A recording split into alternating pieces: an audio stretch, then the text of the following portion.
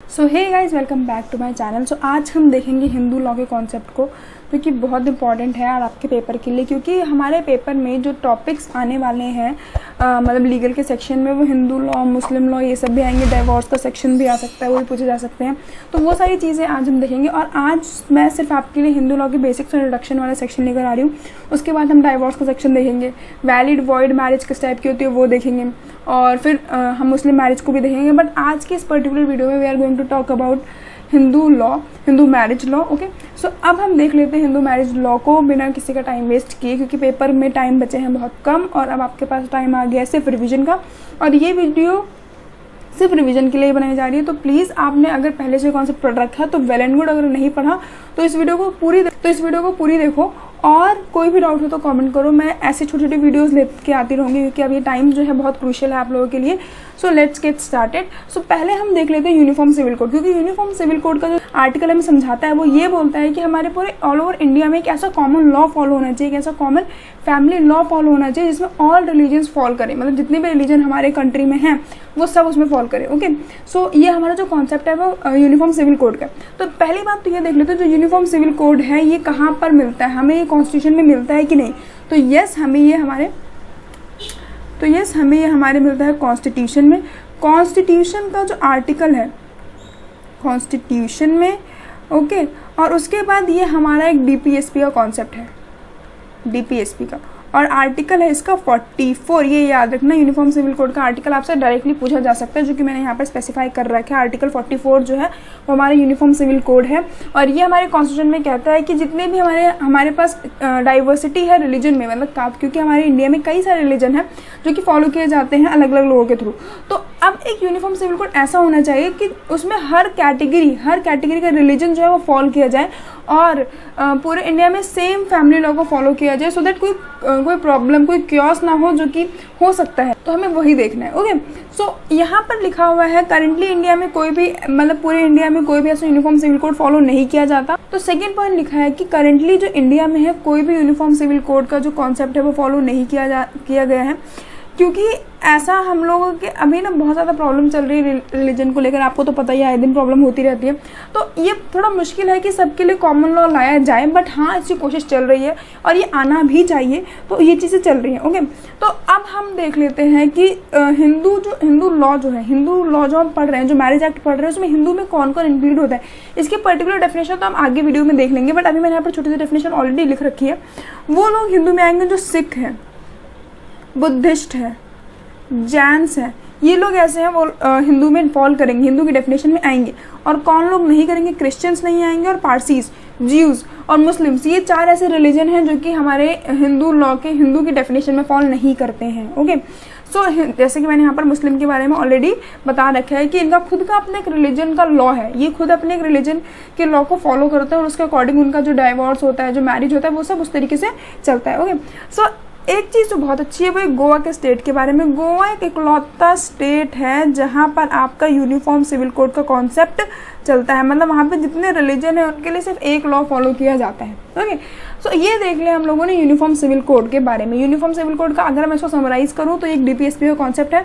44th article में हमें इसके बारे में बात करने को दिखता है। और जो ये कॉमन फैमिली लॉ के बारे में बात करता है, कॉमन फैमिली लॉ होना चाहिए हर रिलीजन के लिए। ओके, अब आ जाते हैं मेन अपने हिंदू लॉ के कॉन्सेप्ट पे, हिंदू मैरिज एक्ट 1955। तो ये जो ईयर है ये याद रखना, क्योंकि ये पूछा जा सकता है कि हिंदू मैरिज एक्ट जो है वो कब लाया गया था। तो ये 1955 में लाया गया था। और ये किसके थ्रू लाया गया था, तो वो जवाहरलाल नेहरू के थ्रू इसको लाया गया था। JL नेहरू इसको लाने वाले थे, JL नेहरू। ओके, जवाहरलाल नेहरू। अच्छा, तो पॉइंट्स पे आते हैं। सबसे पहला पॉइंट लिखा है कोडिफाइड लॉ है। कोडिफाइड लॉ का क्या मतलब होता है ये भी आपको पता होना चाहिए। कोडिफाइड लॉ का मतलब होता है कि कोई ऐसी चीज़ जो ऑलरेडी हमने लिख रखी है, जिसमें हमें स्पेसिफिकली बताया गया है, रिटन फॉर्म में है कि अगर ऐसा है तो ऐसा होगा और ऐसा नहीं है तो ऐसा नहीं होगा, तो वो हो गया आपका कोडिफाइड लॉ। सो ये हिंदू मैरिज में हमको कोडिफाइड लॉ दिखता है। अब हिंदू मैरिज लॉ जो है वो कितने लोगों पर अप्लाई करेगा, तो वो 2 हिंदूज पर अप्लाई करेगा। अभी हम हिंदू की डेफिनेशन आगे देखेंगे, बट अभी आप समझ लो कि जो मैरिज होगी वो 2 लोगों के बीच में होगी। ओके। तो इन दोनों के ऊपर ये लॉ जो है ये अप्लाई करने वाला है। ओके। अब एक कॉन्सेप्ट आपने सुना हो सगोत्र। सगोत्र मैरिज जो होती है, सगोत्र मतलब होता है सेम गोत्र में मैरिज, और ये मैरिज जो है ये वैलिड है हमारे हिंदू लॉ के अकॉर्डिंग। तो ये क्वेश्चन आता है सगोत्र मैरिज, ये बहुत इंपॉर्टेंट क्वेश्चन है, इसके ऊपर तो आप इंपॉर्टेंट लिख लो क्योंकि इंपॉर्टेंट क्वेश्चन है। इससे पूछा जाता है कि सगोत्र मैरिज जो होती है वैलिड होती है कि नहीं।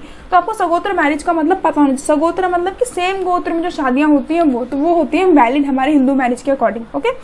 नेक्स्ट अब आते हैं डेफिनेशन पे। डेफिनेशन जो है हिंदू मैरिज एक्ट के, उसमें कौन कौन फॉल करता है।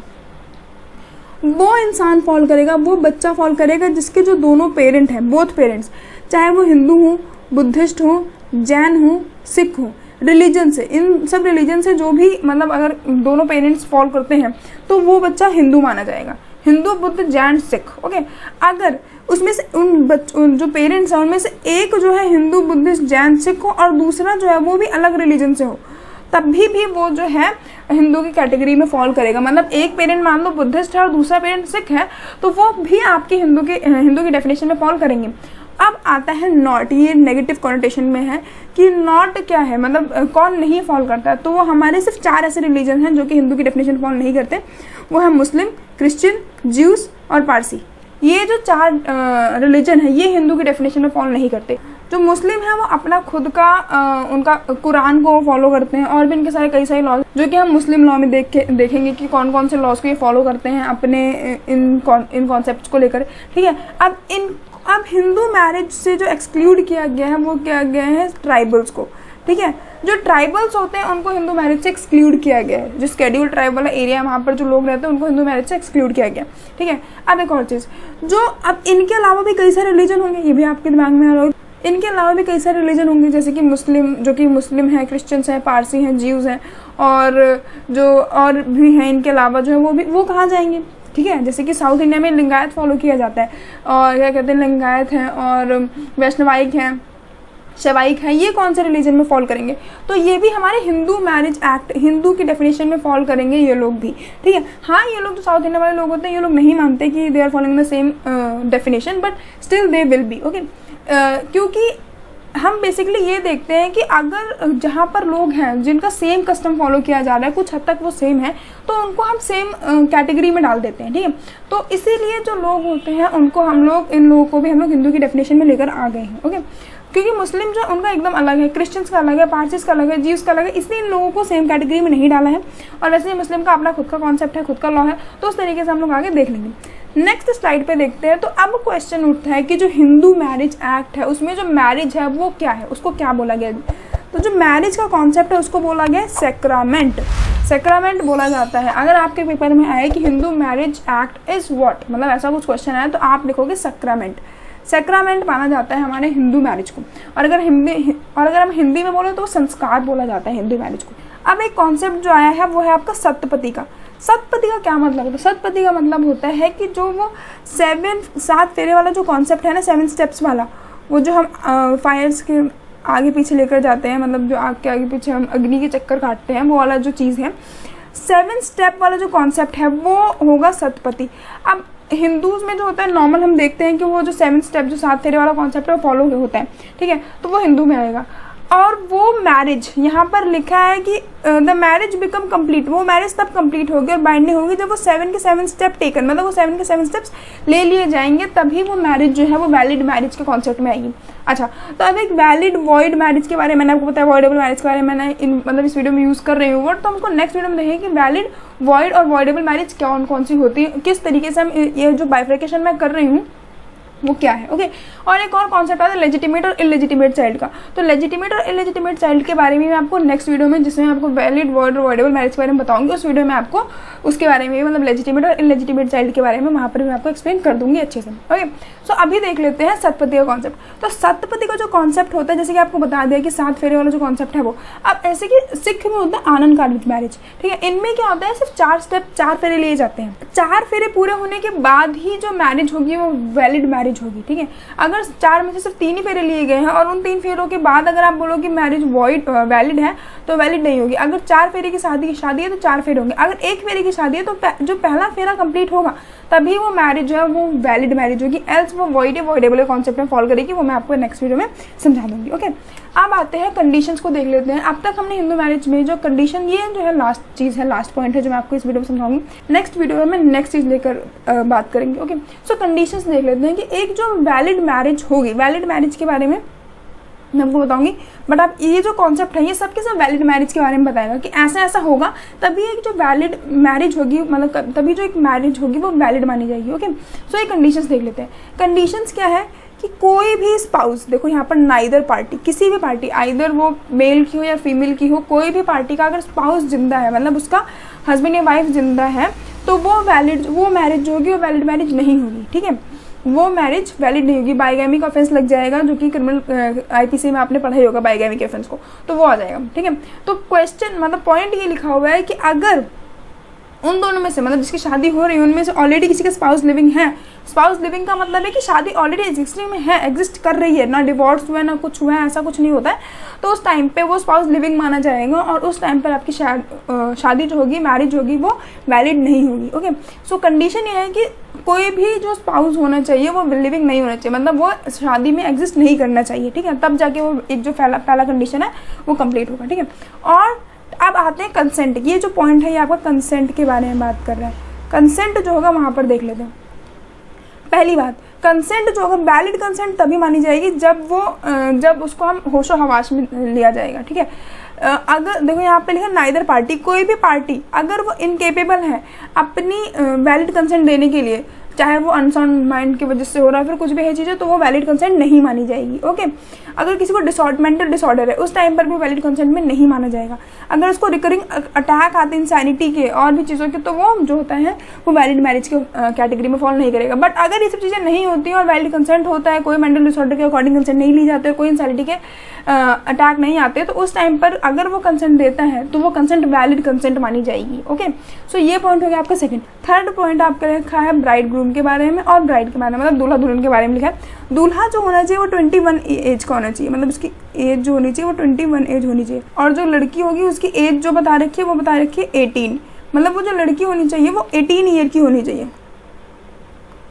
तो एज का कॉन्सेप्ट क्लियर है, मतलब जो मेल होना चाहिए वो होना चाहिए 21 का और जो फीमेल होनी चाहिए वो होनी चाहिए 18 की। ठीक है, तो ये चीज़ आपको यहाँ पर पता चलेगी। तो अगर पेपर में पूछा जाता है कि वैलिड मैरिज के लिए जो एज है मेल और फीमेल की वो क्या होगी, तो मेल 21, फीमेल 18। ठीक है, अब आते हैं फोर्थ पॉइंट पे जो कि लिखा हुआ है प्रोहिबिटेड रिलेशनशिप के बारे में। जिसके बीच में शादी हो रही हो प्रोहिबिटेड रिलेशनशिप में नहीं आना चाहिए। ठीक है, प्रोहिबिटेड रिलेशनशिप क्या होता है? प्रोहिबिटेड रिलेशनशिप होता है कि जो जब भी शादी हो रही है तो वो ऐसे कंडीशन में ना आए कि वो उससे मतलब कुछ उसका ब्लड रिलेशन बन रहा हो। ओके, वो होता है प्रोहिबिटेड रिलेशनशिप। ओके, अब आता है द पार्टी इज नॉट सपिंडास। सपिंडास क्या होता है? अब ये सपिंडा वाला जो पॉइंट है ये प्रोहिबिटेड रिलेशनशिप में आप देख सकते हो, बट अभी रुक जाओ, सपिंडा वाला हम देखते हैं।